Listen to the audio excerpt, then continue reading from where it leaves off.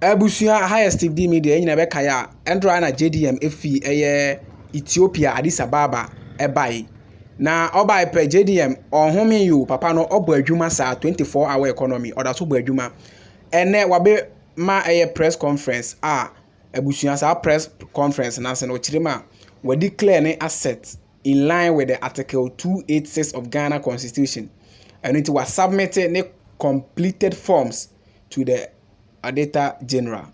Ebusuya JDM san kire mu se officer biara ana se appointee biara no ehun be hia se won so be send wo assets to the Auditor General by 31st March 2025. Ebusuya aye warning o kire ma officer biara wanye sa no omo be yi no afi office. Ebusuya ne enti a JDM sa nyina ne se opese the fighting against corruption Ghana no obe fight na wa promote transparency on any government we mu ebusuya yenti nsema JDM eretugwa sa press conference no ase na kire wadwen efa video e homedamase the statutes on assets declaration and under article 286 of the 1992 constitution it names the president, the vice president, ministers and deputy ministers, members of parliament and judges.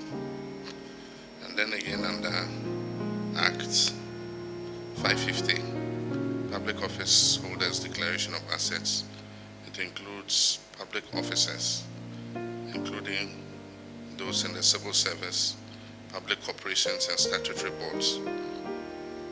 Then it also includes chief executives of all public corporations. It includes district chief executives and then members of the Council of State.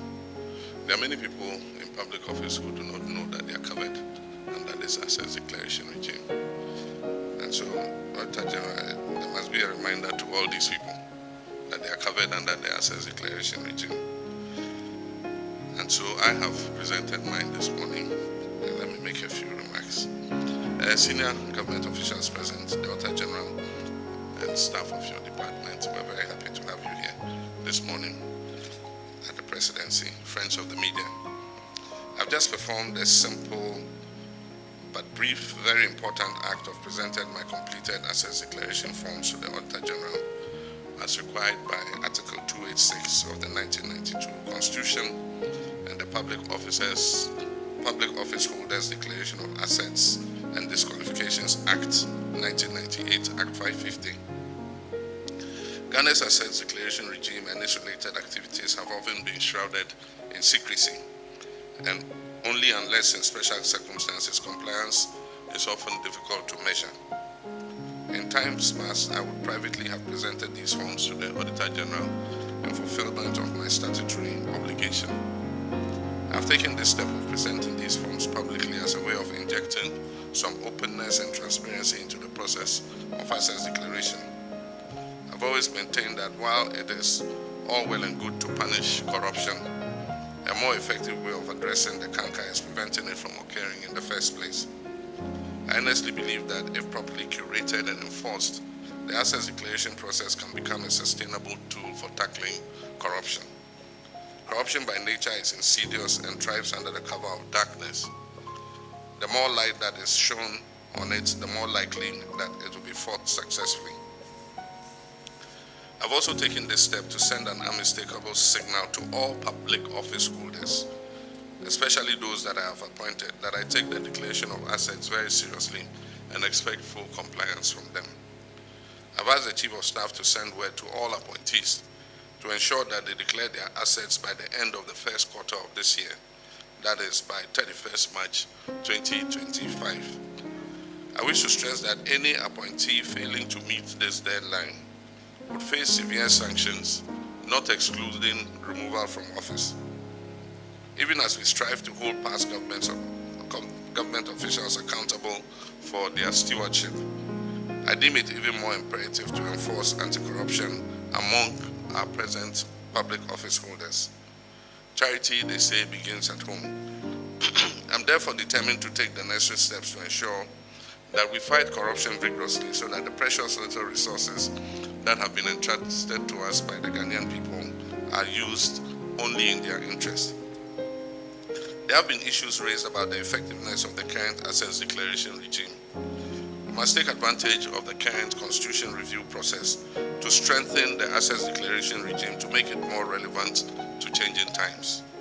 I believe that we must move to a regime where the assets so declared can be published before and after public office, so that the phenomenon of unexplained and overnight wealth, obviously earned through the proceeds of corruption, can be checked.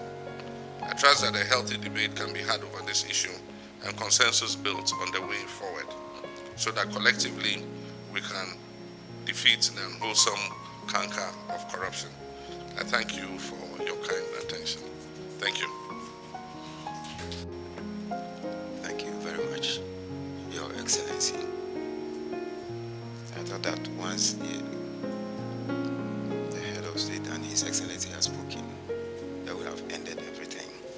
But I thank you also for the permission to give one or two remarks. And indeed, the remark goes directly in line with what His Excellency said. So at our end there, we receive your form, just like His Excellency has done. You don't seal it. We are going to open it to see exactly what entries you have made. But when we are looking at it, what we are looking at is whether you have not left any blank spaces, whether you have not left your bank balances. Some may list all the banks that they have, but there will be no balances at it, and we will call you to come and redo it. That's the extent to which we do this. If you say you have 10 bank accounts and you bring it to us, how are we to be sure that indeed it is only 10 bank accounts that you have? If you say you have 2 buildings, what can we do to ensure that it is exactly the 2 buildings that you have? So reviewing the Constitution, as His Excellency has said, I think it's a very, very important issue that we have to take seriously. And we also support the publishing. If you submit your assets and declaration forms, we should be able to publish it freely. And the time that you are leaving office too, we will publish it to see the changes that have happened ever since you started the new office. So on behalf of myself and my staff from the Audit Service, we welcome His Excellency's wonderful idea, and whatever we can do to support, we will do. Thank you so much.